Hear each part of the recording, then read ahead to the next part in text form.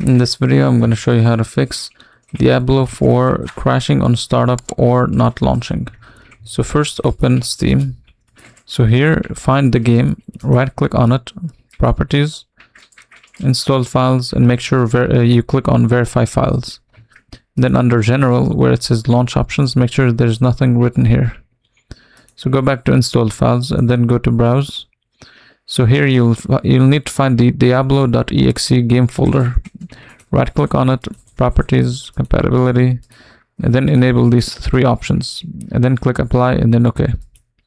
After that, you can just close these down, go to Steam, settings, and then where it says downloads, make sure that the download region is set to your region. If you don't see your region, just set it to something that is close to your region. And then where it says clear cache, make sure you click on clear cache.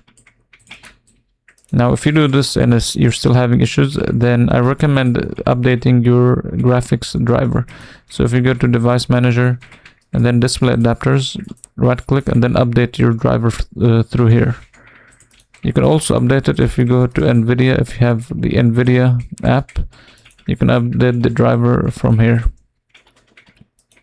So if this still doesn't fix your issues, then go to settings, go to graphics, enable this option, and then over here down where you will be able to see your game, you'll be able to see Diablo game over here in this list. If you don't see it, you'll have to add it by clicking add desktop and then going to the game folder and selecting the exe folder. So once you add the game, you'll simply go here and click on the drop down menu and select high performance for the game, and then also enable this option. Then you can close this down. Now last thing you can try is go to Windows Security. So in Windows Security, sometimes the Windows Security will disable the game because it might detect it as a threat. So if you go to Virus and Threat Protection and then Manage Settings, you can try to disable by just clicking turning off the real-time protection and then trying to launch the game. If it does launch, and then what you'll have to do is go back here, turn it back on, and then add under exclusions, add the game as an excluded.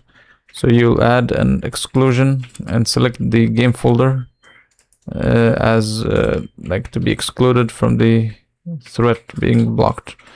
And once you do this, hopefully this fixes your error.